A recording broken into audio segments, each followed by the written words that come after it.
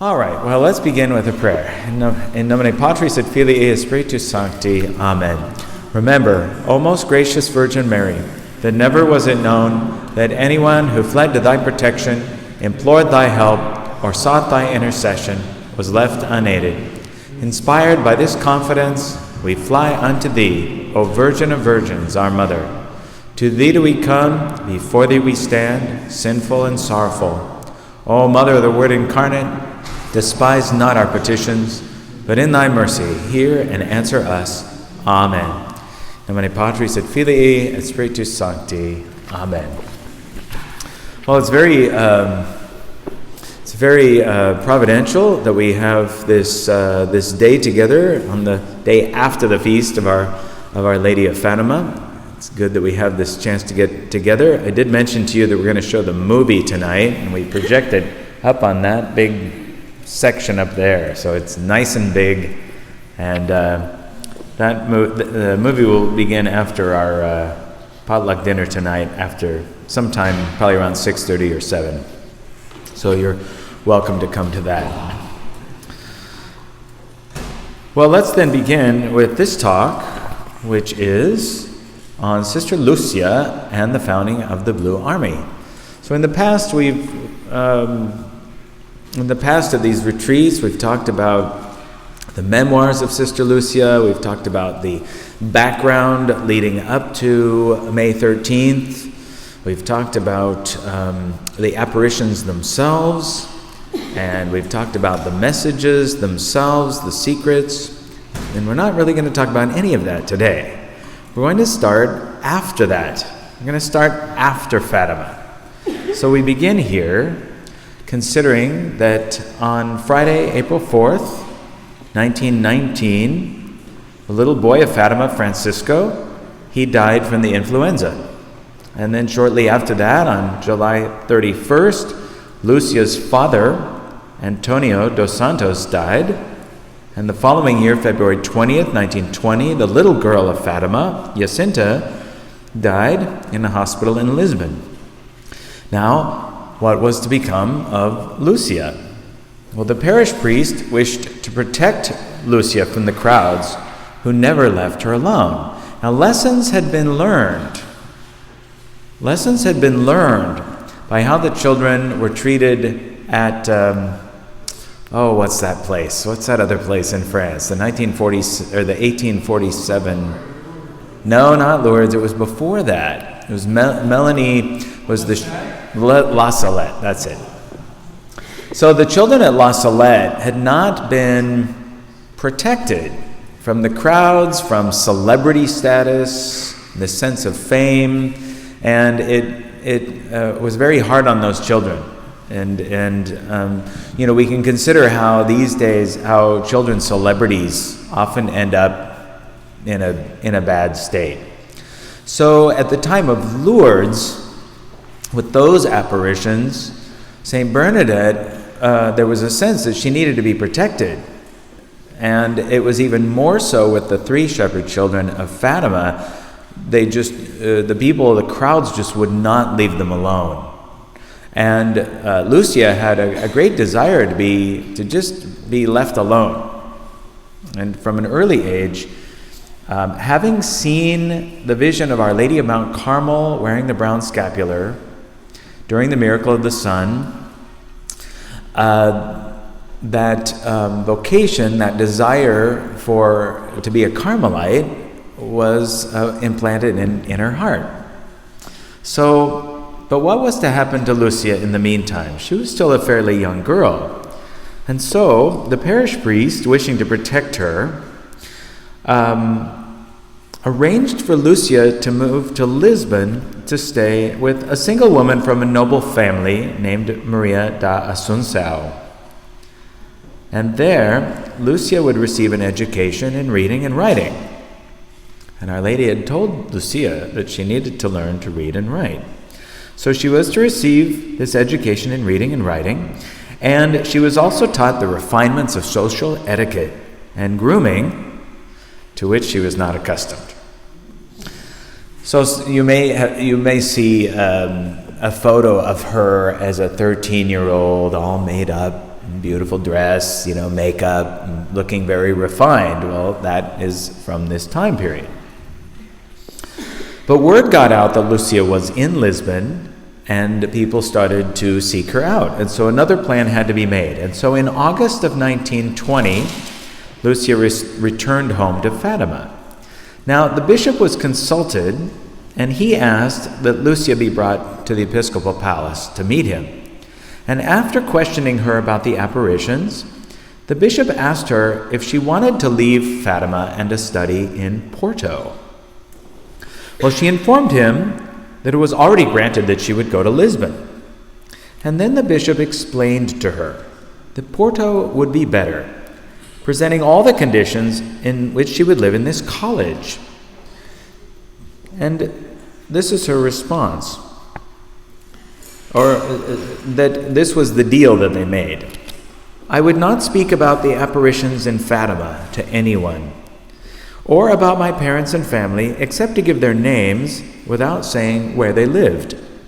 No one would visit me, except the women to whose care he intended to entrust me. These women were also very good and would not leave me lacking anything. I should not write to anyone except my mother, who was to send my letters to the vicar of Olival, and through his reverence, hers would be sent to me. I would not return to Fatima for a holiday or for anything else without his permission. So that's the deal that they made. And so the bishop discussed it with her mother, and everything was set. Now this became a secret shared between Lucia and her mother. They didn't tell this to anyone else. Lucia could not say anything about this conversation, and so you think about it. You think about the secrets of Fatima. And then you think about this secret. All these things, all of these secrets that she had to keep. And she's a 13-year-old girl. Well, Lucia described her farewell from the home where she was born and raised. At 2 a.m. on June 16, 1921, when the whole village was asleep, I got up in the company of my dear mother, who was far from suspecting the fight that was raging in my heart. Like Abraham, who climbed the mountain to offer his son Isaac to God, and in the company of this poor laborer who was taking us to Leiria, we went by the way of the Cova. He took us there so that I could pray my last farewell rosary. And when this ended, he put us back on track. I was lagging behind and turned to say my last goodbye, and in that place where now stands the basilica, I saw a figure of light. I had the impression that it was my dear mother in heaven, who came to inspire me and give me courage with her maternal blessing. But I do not know. And at 2 p.m. that same day, Lucia boarded a train, and she waved goodbye to her dear mother. She had a traveling companion whom she had not previously known. They arrived in Porto, and early in the next morning, they went to the institute run by the Sisters of St. Dorothy. Lucia was greeted by the Mother Superior, who took her to the sacristy to meet the chaplain who would be her confessor. These were the only two people who would know her real identity. He then said, "The girl will change her name, therefore she will be called Maria das Dores, Mary of Sorrows. If you are asked where you are from, only say that you are close to Lisbon and nothing more. Do not speak of Fatima or your family, nothing." Okay, now I have to give you a little bit more here, because what she writes, it's charming. So she says, naturally the questions began with the other students. Who are you? No one suspected who I was, not the teachers or students, and of course, soon they began to rain questions. What is your name? Mary of Sorrows. And your nickname? None. Where are you from? Near Lisbon. But there are many places near Lisbon. Is it Cascais? Naturally, I remained silent. So you do not know the name where you are from? Is it Sintra? No. Is it Santorin? No. Is it a structure? Etc., etc. And your parents' names? I kept silent. Naturally, I was taken for a fool. What a mystery! They were commenting, a little 14-year-old girl who does not know where she is from, does not know her parents' name, and does not have a nickname? I felt that, you know, oh dear mother and our good Lord, know how I felt. But recalling my yes, I repeated it softly day by day next to your altar at the foot of the tabernacle. Well, it's just a charming little intercourse that she documents there, that she records. You know, just imagine the secrets she had to keep, and, well, all these people are asking her questions. What's she going to say? Well, of course, she feels like a fool. Well, let's continue here. So Fatima now was without the shepherds. Francisco had died, Jacinta had died, and now Lucia was gone. So, having them gone, what happened at Fatima? Well, Lucia's biography reads this. Lucia was the principal figure in the Fatima movement. If everything was invented, as her mother thought, then the movement would fade away. Gamaliel once said of Christianity to the Sanhedrin, if this is the work of men, ultimately it will fail. But if it comes from God, you will not succeed in destroying it. And so it happened at Fatima. People came from all corners of the country and later the world, and from all walks of life, and it seems that all roads led to Fatima. Well, Lucia was asked to draw the world's attention to the heart of the mother, but she had to sacrifice the joy of savoring this fountain that was pouring forth in gushes and that was transformed into a torrential river. These aren't my poetic words. I'm just reading from the book here. But you think about that. You think about the graces that come from these wonderful Marian shrines. And so you think about all this is happening at Fatima, and Lucia's not there. She doesn't see any of this happening. She's now away at a school with a secret identity, and she is heartbroken. She's away from her family. Nobody knows her. Can you imagine being in a place where nobody knows you, where you can't open up, you can't be yourself, you can't confide in anyone? And how difficult for a 14-year-old girl. And meanwhile, all of this is happening at Fatima. She was even told to be absolutely silent on the subject. If someone next to her was talking about Fatima, she ignored the conversation. But within her ran hot tears that she drank with pleasure. Only with the Bishop of Leiria, during his visits to her or on holidays in Braga, could she open her heart and ask him news of her native home. So when she got to see the bishop, she could talk about everything. Well, the message continued to expand even in her absence, even with her silence. Her life given for love was a stream of fresh water benefiting souls. It was a hidden fire which warmed so many hearts frozen by sin. And that's a good description. That's really a good description of the religious life. Now, keeping in mind, she wasn't a religious yet, but she would become one. But this is the idea, when a young lady or a young man are discerning, leaving their family, going to the cloister, going into religious life, especially contemplative life, they're leaving everything behind. And in some religious orders, they don't get to go home and visit their families at all. Their families can come to them once in a while, but it's through the grill, in a contemplative convent or monastery.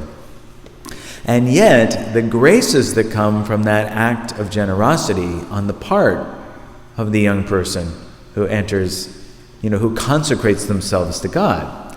And so you think about that as the Carmelites are writing here, Her life given for love was a stream of fresh water benefiting souls. Now, of course, God is the source of all grace, and Our Lady is the mediatrix of all graces, but each of us in our own way is to be a co-mediator, co-mediatrix in some small way of what God gives us. And this doesn't take away from God. God uses us to be instruments of grace for one another. Even just hopefully this talk today is an instrument of grace, that these words are an instrument of grace to touch someone's life today. Or, if nothing else, it is an act of penance that you have to listen to me drone on and on and on. And that's why we feed you food, because if you're eating, you won't fall asleep. All right, well, let's continue. So, Lucia enters into religious life then. She's at this school for young ladies run by the Sisters of St. Dorothy. Well, Lucy had the consent of her mother to give her life to the Lord. But where would she do so? And how would she do so? She retraced in her memory the events that happened at Fatima. And while thinking about the vision of Our Lady of Mount Carmel on October 13th, 1917, during the miracle of the sun, she felt for the first time the desire to consecrate herself to God in Carmel. And also coming to her mind was the image of St. Therese of the Child Jesus, who had been beatified on April 29th, 1923. Well, she guarded this ember in the depths of her heart. But because of the political situation at the time, the Republic expelled many religious orders from Portugal, and Lucia was not able to choose her vocational path. The King of Portugal had been assassinated in, I think, 1908, and the government was overthrown by a revolution of Freemasons and atheists who took over the way things were run. And so they expelled many of the religious orders, and especially the contemplative religious orders. The contemplative orders were swiftly and completely swept from Portuguese soil. And in particular, the sisters of the convent of St. Teresa of Coimbra, these are the Carmelites, were expelled on October 10th, 1910. So this was right after that takeover. This, which was 5 days after the introduction of the new regime. 5 days after. And they expelled the Carmelite nuns. Well, why would you expel Carmelite nuns? They're behind a cloister. Nobody sees them. Why are they a threat? Why are these nuns that nobody sees a threat? Well, but we see this attack on Carmel going in the French Revolution as well. If you're familiar with the Carmelite martyrs of Compiègne, who were arrested, who were arrested for having an image of the Sacred Heart of Jesus. The Sacred Heart of Jesus was the symbol of the old regime in France. And the revolutionaries would have nothing to do with that. So the Sacred Heart of Jesus was the reason why the nuns were arrested and convicted of treason against the French nation and sent to the guillotine. And they were the Carmelite martyrs of the French Revolution. So here we are, 100-some years later, and Portugal is taken over. And within 5 days, they expel the Carmelites. Well, certainly this must communicate that Carmelite nuns are a powerful force to be reckoned with, especially because nobody sees them. They're behind a grill. And even if you go to Mass at a Carmel, you still won't see the nuns, because the grill is situated in such a way that you don't see them. You only hear them. You hear them if they're singing. Otherwise, you just know that they're there. So there was no Carmel in Portugal for her to discern. The Sisters of the Institute of St. Dorothy were allowed by the new regime to continue, but they were not allowed to call themselves sisters. They were to be called ladies who took care of the education of female students. Now, many of you who know the history of Oregon know that the same thing happened here in Oregon in the early 1920s. There was a ballot measure put to the voters in Oregon to outlaw Catholic schools, that they would outlaw the teaching of Latin, and even that school teachers were not to wear uniforms. There were a few initiatives running here. Well, the Catholic schools, the people of Oregon voted to make the Catholic schools illegal. They had to become public schools. But before it went into effect, the Knights of Columbus and the Holy Name Sisters took it to the Supreme Court, and it was overturned. But that's the 1920s in Oregon. So during the same time period, this is why our Catholic churches are not built on main streets. Driving up Burnside Street, you would never know that the cathedral was right there, just one block away, because you can't see it. Situated in such a place that it's invisible. St. Stephen's, we're tucked in this little neighborhood, and you wouldn't even know that we're here, unless you know that we're here. And so it is that it was not allowed, at least in the city of Portland, that Catholic churches could be built on main streets or main intersections, so that we were, in a sense, invisible. So this is the situation.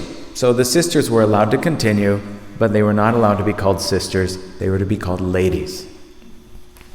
Well, in 1925, Lucia was invited on a trip to Rome to attend the canonization of Saint Therese of Lisieux. Canonization was to be May 17th, 1925. And she spoke to the bishop, and he granted her permission. But then he withdrew the authorization. She had to have a passport to leave the country, and then her identity and whereabouts would be known. And they did not want to compromise her safety, so she did not go to the canonization. But the Mother Superior, learning of Lucia's desire to go to Carmel, prudently pointed out to her that her health was weak and she was prone to anemia. And so she invited her to join the Institute of St. Dorothy to see if she felt comfortable there. And Lucia consented, but she did not ask for admission.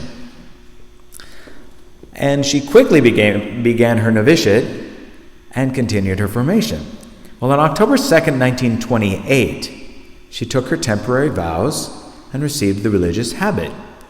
And on the day of her profession, she was introduced to a priest by the name of Reverend Formijau, and he obtained permission to talk to her. Lucia writes, "He spoke to me about several issues related to Fatima, among others the foundation of a new institute, founded in the spirit of the message and dedicated to perpetual adoration of the Blessed Sacrament, solemnly exposed." Little background there. We can identify that little Francisco of Fatima, his vocation was to keep the hidden Jesus company. And it is to him that we would associate this perpetual adoration of the Blessed Sacrament. So that's an aspect of the Fatima devotion. So we're up to 1928 here. Now we recall on July 13th, 1917, Our Lady had promised to return and to ask for the consecration of Russia to her Immaculate Heart. Well, it was 12 years later, on July 13th, 1929, that Sister Doris, this is Lucia, was worshiping alone before the Blessed Sacrament, lit only by the flickering light of the lamp of the tabernacle. So dark church, just the light of the tabernacle. And she suddenly noticed that the chapel was illuminated by a light that was familiar to her. And she relates, "I had sought and obtained permission from my superiors and confessor to make a holy hour from 11 o'clock until midnight every Thursday to Friday night. And being alone one night, I knelt near the altar rails in the middle of the chapel, and prostrate, I prayed the prayers of the angel, Feeling tired, I then stood up and continued to say the prayers with my arms in the form of a cross. The only light was that of the sanctuary lamp. Suddenly, the whole chapel was illumined by a supernatural light, and above the altar appeared a cross of light reaching to the ceiling. In a brighter light on the upper part of the cross could be seen the face of a man and his body as far as the waist. I could see a chalice and a large host suspended in the air, onto which drops of blood were falling from the face of Jesus crucified and from the wound in his side. These drops ran down onto the host and fell into the chalice. Beneath the right arm of the cross was Our Lady, and in her hand was her Immaculate Heart. It was Our Lady of Fatima, with her Immaculate Heart in her left hand, without sword or roses, but with a crown of thorns and flames. Under the left arm of the cross, large letters as if of crystal clear water, which ran down upon the altar, and forming these words, Grace and Mercy. I understood that it was the Most Holy Trinity, which was shown to me, and I received lights about this mystery, which I am not permitted to reveal. Our Lady then said to me, "The moment has come in which God asks the Holy Father, in union with all the bishops of the world, to make the consecration of Russia to my Immaculate Heart, promising to save it by this means. There are so many souls whom the justice of God condemns for sins committed against me, that I have come to ask reparation. Sacrifice yourself for this intention and pray." Later, Lucia would write that Our Lady told her, complaining, "If they do not wish to heed my request, as like the King of France, they will repent and do it, but it will be late. Russia will have already spread her errors throughout the world, provoking wars and persecutions of the Church. The Holy Father will have much to suffer." Now let's unpack that a little bit. Like the King of France, you might, if you know about the messages given to St. Margaret Mary of Alacoque, you'll know that the King of France was instructed to publicly consecrate the nation of France to the Sacred Heart of Jesus. And he didn't do it. And the next King of France didn't do it. And then Louis XVI, well, after he was imprisoned in the Tuileries Palace, he consecrated the nation to the Sacred Heart of Jesus. But he did not do so publicly because he was a prisoner. And it was not known that he had done so until the Tuileries Palace was torn down after a fire 80 years later, in 1871. When the Tuileries Palace was torn down, they found in the masonry of the walls a document signed by King Louis XVI consecrating the nation to France, the nation of France to the Sacred Heart of Jesus, with the caveat that if he were released, he would do so publicly. But he was not released, and it was not done so publicly. And so, when Our Lady says, "If they do not wish to heed my request, as like the King of France, they will repent and do it, but it will be late." It was late for the King of France. It was too late. But did some benefit come from it? Well, we can trust that some benefit came from it, but we won't necessarily know what that benefit is. Lucia, elsewhere, had commented that the consecrations made by Pope Pius XII brought about great benefits, but they didn't bring about the fulfillment of what Our Lady had promised. Well, let's continue here. Where am I? Here we are. Okay. So Sister Doris continued to discern Carmel for the 6 years of her temporary profession, And during this period, Lucia had a meeting with His Excellency, Antonio Garcia y Garcia, the Archbishop of Valladolid, who visited the novitiate house. They talked at length about Fatima, about religious life, about the institute, and her personal vocation. She stated that her desire to go to a cloister to avoid being the target of so many glances and meetings. And His Excellency agreed with her and approved her desire. But he advised her to profess where she was now, given the political situation in Spain, which had been increasingly disturbing and threatening, especially for the monasteries. So in the meantime, at this time, she's in Spain. She's no longer in Portugal. But in Spain, you have all sorts of political problems happening in the 1930s.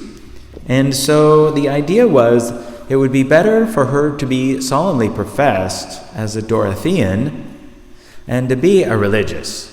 If it was not possible for her to become a Carmelite at that time, at least she would be a consecrated religious. And so he promised her that as soon as the situation returned to normal, it was his desire to help her to move to a Carmel. And so on October 3rd, 1934, she made her perpetual vows as a sister of St. Dorothy. The day of her perpetual vows, the bridegroom gave Lucia the consolation of the presence of her mother. Her mother, Maria Rosa, came from Fatima. It was also their farewell in this life. It was the last time that they would meet on earth. Lucia, in a moment of intimacy with her mother after the ceremony, asked her if she now believed in the apparition of Our Lady. And her mother replied, "Oh, daughter, I do not know. It seems to me such a great thing." And so her mother never really was sure she believed. In 1935, the following year, the Bishop of Leiria ordered Sister Doris to write down the memories she had of Jacinta. And this request came after His Excellency read a letter from Lucia thanking him for the photos of Jacinta taken when she was transferred from the cemetery of Uraim to Fatima. So her body was exhumed and transferred, and it was found that she was intact. She was incorrupt. And when Lucia saw the photos, she was just filled with such joy. And she wrote to the bishop thanking him. So that prompted him to ask her to write her memoirs, everything she could remember about Jacinta, for the purpose of starting to prepare a cause for her beatification and canonization. So Lucia's first memoir was written in 1930. She began in 1935. How many years after the fact she begins to write her memoirs? And later the bishop told Sister Doris to write down everything that related to the story of Fatima. First, just about Jacinta, and then he wanted to know everything. Now, in 1943, Sister Doris became very sick, and it was feared that she was going to die. And considering the possibility that she could die, the bishop ordered her to write the third part of The Secret. She protested, because that was the one part that she had not told him about, she had not written down, and he knew that there was more. And if she was going to die, he was afraid it would be lost. So she protested. She did not want to write it down. But the bishop reminded her that the lady had told her to follow the path that he indicated for her. And the path he indicated for her was to write it down. Well, many months passed, and every time she would try to sit down to write, she just couldn't write. She couldn't bring herself to do it. And finally, in January of 1944, she had permission from the Blessed Mother to write down The Secret, which she did. She sealed it in an envelope as directed for the Cardinal of Lisbon or the Bishop of Leiria. So that's 1944. We come to May 13th, 1946. Many people are coming to Fatima. And Lucia doesn't go to Fatima. She hasn't been to Fatima in 25 years. But a week later, on May 20th, 1946, Lucia returned to Fatima for the first time in 25 years. The Mother Provincial told her the night before that she would go there the next day. They had been asked to visit on May 13th, but they avoided that day due to the crowds that would be there. And so Lucia visited all the places she remembered. She visited outside the Chapel of the Apparitions, which had been built at that time. She knelt at the place of the holm oak, which was no longer there. There was a grating there. But she knelt there, and she remembered everything. She pointed out to people the places where the angel of Portugal had appeared to them, places that people didn't know exactly where things had happened. And so, as they walked along, she recalled all of these memories. And along the way, she also happened to run into her aunt, Olympia, and T. Marto, the father of Francisco and Jacinta. 25 years later, they didn't recognize her. And she had to say, "Aunt, don't you recognize me? I'm your niece." And it was a wonderful reunion. And there are photos of that visit here in 1946 as a sister of St. Dorothy. It seems as though the time had come that she was revealed. Her identity then was known.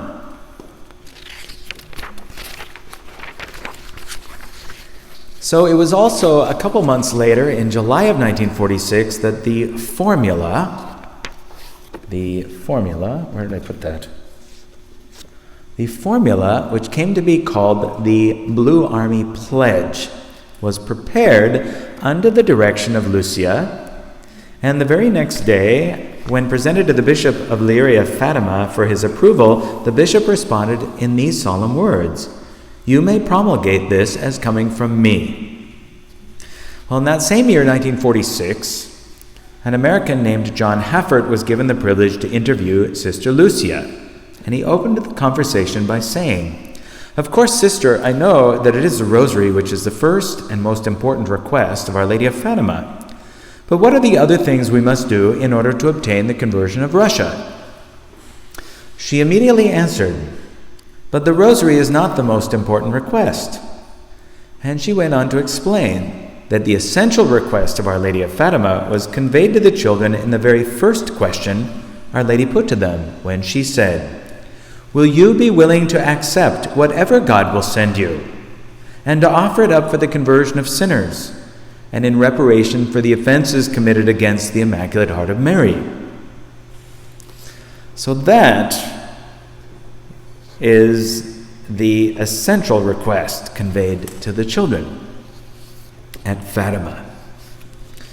Now, over and over again during these precious hours, these are the words of John Haffert, "During these precious hours I was in her company, she emphasized that it is the fulfillment of one's daily duty, according to one's state in life, and the sanctification of this effort in reparation for our sins and for the conversion of sinners, which is the primary condition for the turning back of the tide of evil which threatens today's world, and which will also bring us the great favor of the conversion of Russia and an era of peace for mankind."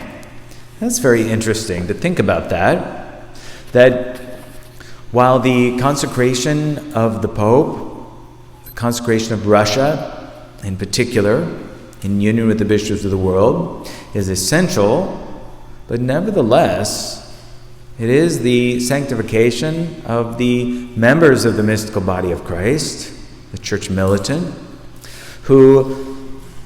which also strengthen that and will bring about the conversion of Russia.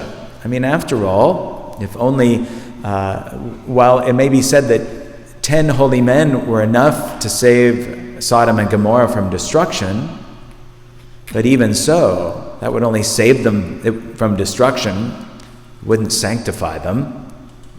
So we think about that in the world today, that Our Lady has spoken about the heavy hand of God's wrath, and that she can only hold it back so much.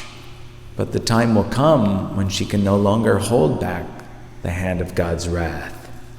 But it is our prayers, our praying of the rosary, our monthly confessions, our communions of reparation, our meditating upon the mysteries of the rosary, that in itself is just once a month. But it's our daily duty that is strengthened by that once a month practice of the first Saturdays. But it's our daily duty. You know, if we just you could say it this way: if we just observe our Easter duty and go to confession once a year so that we can receive Holy Communion once a year, well, we've made our Easter duty. But is that going to sanctify us, or is that just going to save us from going to hell? Well, so the 5 First Saturdays are meant to be a reminder to do our daily duty. And then once a month, if we haven't done our daily duty, then we go to confession and we get started again. And that is the help of the 5 First Saturdays.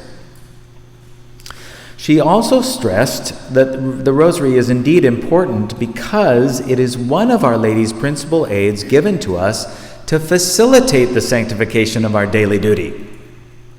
In the mysteries of the rosary, we have not only a synthesis of the principal mysteries of the life of Christ, but we have the inspiration to overcome every possible temptation. Now, if you pray, it's sufficient to pray five mysteries, 5 decades of the rosary.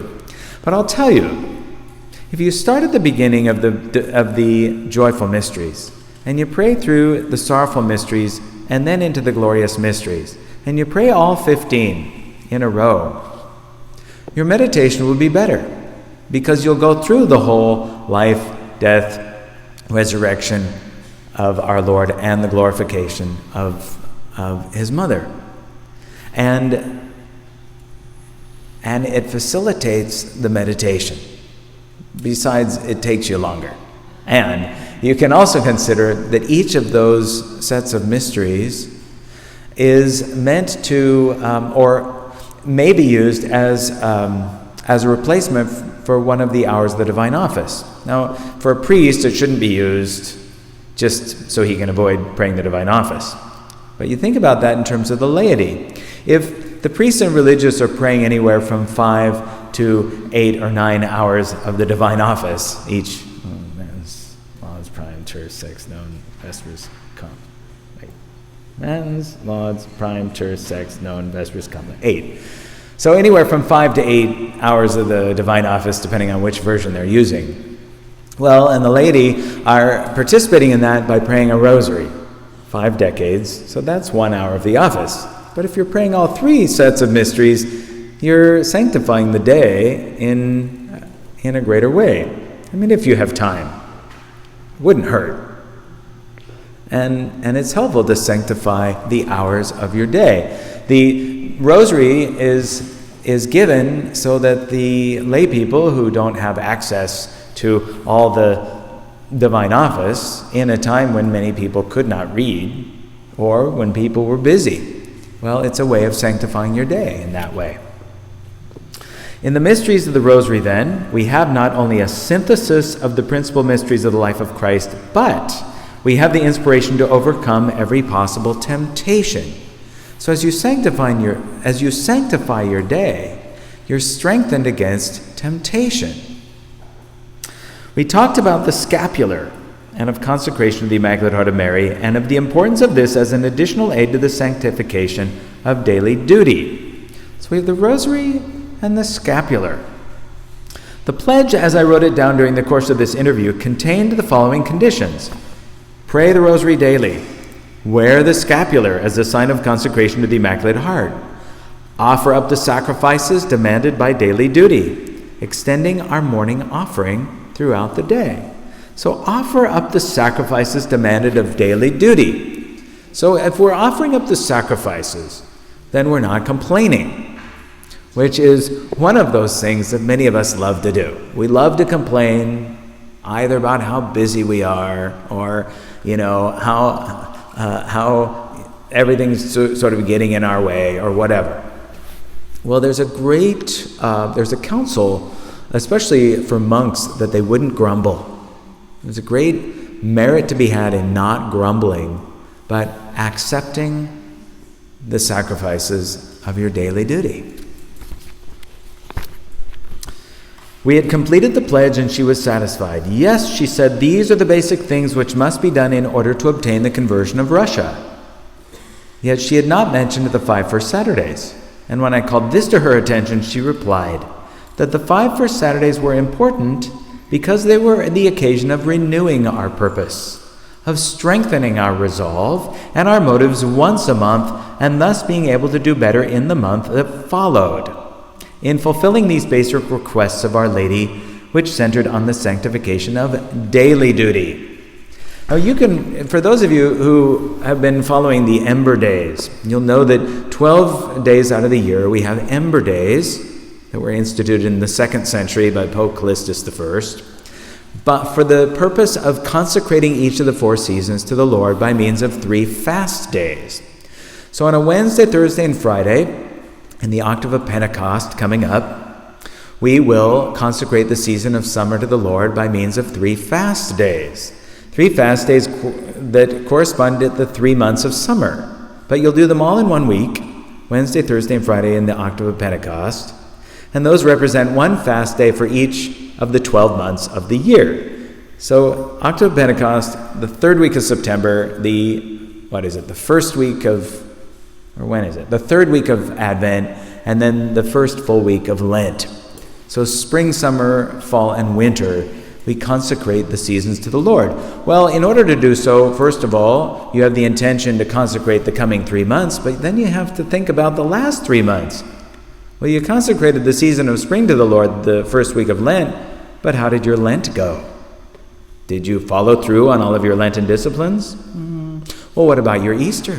Did you just fall into decadence and fall back into all of your old sins when you could eat chocolate and drink wine again? Did you gain back all the weight that you lost fasting through Lent? All right.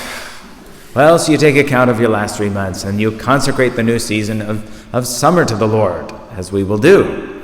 Well, so you can look at the 5 first Saturdays in the same way. Well, how did this?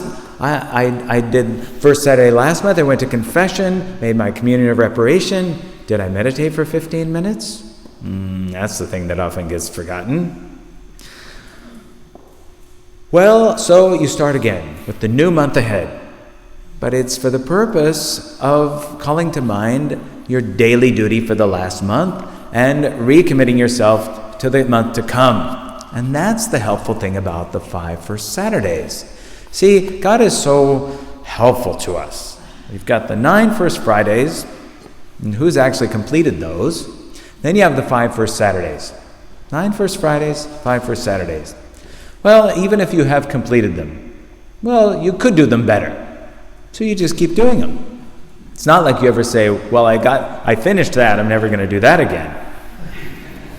You always know, because God's grace continues to increase in our souls and expand our souls, and then we fall back a little bit. We have to kind of start over where we left off. But God's grace continues to expand in our souls. And so that merits for us a greater place in heaven, which you could say, oh, I'm so humble. I don't want a great place in heaven. I just want to be there. Well, you have a duty to have a better place in heaven. It's your duty. God asks that of you. That you're supposed to do that. Being humble should not say, oh, purgatory is enough for me. No, purgatory is not enough for you. Well, it will be enough for you. You'll probably go there. We all will. But really, it's our duty to strive for heaven. It's our duty to strive to avoid purgatory or to have a quick purgatory. It's our duty to strive for the highest place we can in heaven, which means that we take the lowest place here on earth. We rejoice in the trials of our daily duty and our state of life, and we offer those as sacrifices. And what a good thing that is. Like I mentioned in Mass this morning, that little Jacinta who didn't take the grapes on a hot summer day, the luscious grapes, she didn't take them because she wanted to help save souls from going to hell. So we think about that. Now we have this membership pledge. We have this membership pledge. And what does this entail then? The essential conditions: offer reparation, sacrifices demanded by daily duty through the morning offering.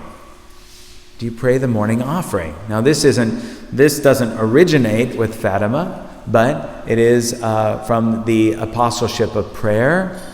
And how does that go? Well, there are different versions of it, but something to the effect of, "Oh my God, I offer you my prayers, my works, my joys, and my sufferings of this day in union with the holy sacrifice of the Mass, in reparation for sins, for the intentions of the Sacred Heart of Jesus and the Immaculate Heart of Mary, for the conversion of sinners, for the intentions of the Holy Father, and anything else you want to add." That's the essential morning offering. Different variations on that.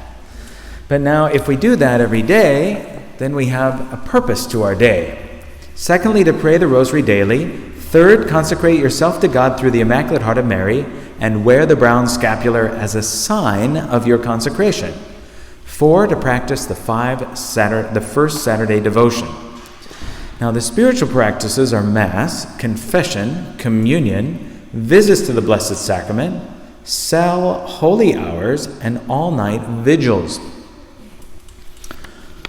Secondary conditions: send in your pledge.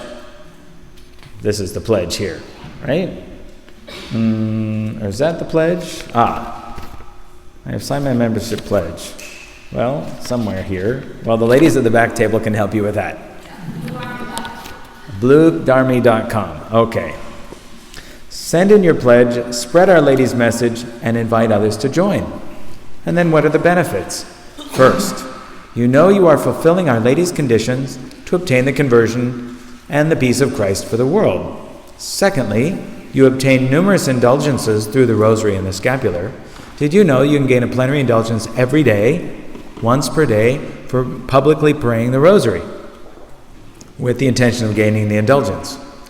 Thirdly, you become eligible for the spiritual graces of Our Lady of Mount Carmel, graces in this life, at the hour of death, and after your death. Fourthly, your name and intentions are sent to Fatima and placed near the apparition site. Fifthly, you share in the prayers of millions of members. Sixthly, you become a spiritual child of St. Padre Pio. And seventh, you participate in the new evangelization proposed by the Holy Father. So that the story continues. In 1947, the door began to open for Sister Doris to spend time visiting Carmel and discerning that vocation. But that part of the story will have to wait for another time. And if you want to know more, you can read the biography. There's always more to the story. And so that is where we will leave off today, with that little bit of history after Fatima until Sister Doris begins to truly discern Carmel and the foundation of the Blue Army of Our Lady of Fatima. Blue Army of Our Lady of Fatima was established in 1948, and it was first known as the Blue Army of Our Lady against the Red Army of atheistic communism. And how we need that today. Atheistic communism is practically a way of life all around us. Our neighbors, our co-workers, the teachers in the schools, and other places we just don't want to think about. So the Blue Army of Our Lady against the Red Army of atheistic communism. That's needed today more than ever. And that concludes our talk.